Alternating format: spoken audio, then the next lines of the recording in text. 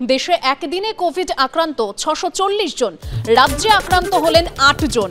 একজন Middleton rho, অপর আক্রান্ত ভবানীপুরের বাসিন্দা। এই 8 জনের মধ্যে 2 জন বেলভিউতে ভর্তি রয়েছেন।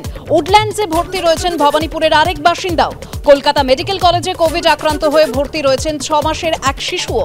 অন্যদিকে আমরি হাসপাতালের ল্যাবে নমুনা পরীক্ষায় গত 5 দিনে 4 জনের কোভিড রিপোর্ট পজিটিভ এসেছে। এদের মধ্যে 2 জনের বাড়ি যাদবপুরে, তারা একই পরিবারের সদস্য।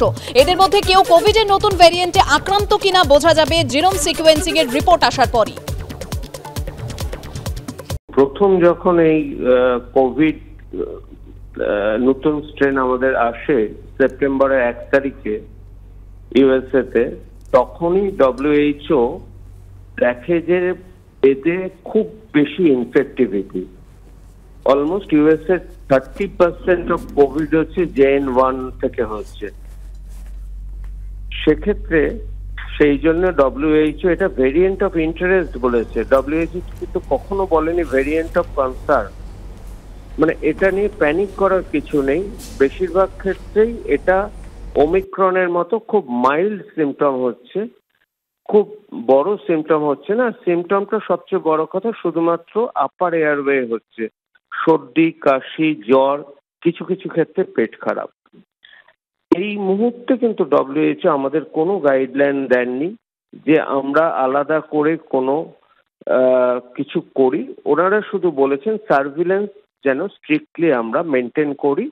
আর সেন্ট্রাল গভর্নমেন্ট থেকে রিসেন্টলি 2 দিন আগে আমাদের কাছে একটা নোটিশ পাঠানো হয়েছে প্রত্যেক হসপিটালে, যেন আমরা মক ড্রিল করি, অক্সিজেন এনাফ যাতে আছে সেটা দেখে রাখি। সারা দেশে এই মুহূর্তে করোনা আক্রান্তের সংখ্যা আচমকা বাড়ছে। এ রাজ্যে তেমনভাবে না বাড়লেও নতুন এক সাব ভ্যারিয়েন্টের উপস্থিতির কথা WHOর পক্ষ থেকে সতর্ক করার পরে সারা দেশে চিকিৎসকদের নানান প্রশ্ন।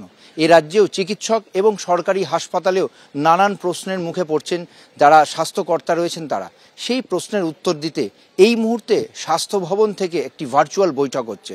স্বাস্থ্য শিক্ষা অধিকর্তা রয়েছেন, স্বাস্থ্য অধিকর্তা রয়েছেন এবং একই সঙ্গে এই সংক্রামক রোগের যে বিভিন্ন এক্সপার্ট রয়েছেন তাদেরকেও নিয়ে এই ভার্চুয়াল বৈঠক হচ্ছে।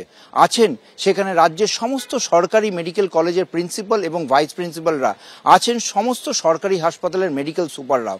মূলত ইনফ্লুয়েঞ্জা লাইক ইলনেস বা ইনফ্লুয়েঞ্জার উপসর্গ নিয়ে আসা রোগীদের ক্ষেত্রে কি পদক্ষেপ করতে হবে, চিকিৎসকদের এই যে নানান প্রশ্ন, রোগীদের কিভাবে রাখতে হবে এবং কাদের কাদের ক্ষেত্রে কোভিড টেস্ট করতে হবে, কোভিড টেস্ট হলে পরবর্তী পদক্ষেপ কি করতে, এই সমস্ত প্রশ্নের উত্তর দিতেই আজকের এই ভার্চুয়াল বৈঠক।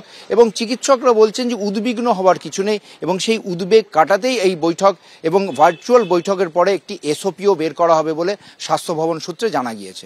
ক্যামেরায় শ্যামল জানার সঙ্গে ঝিলম করঞ্জয়, ABP আনন্দ, কলকাতা।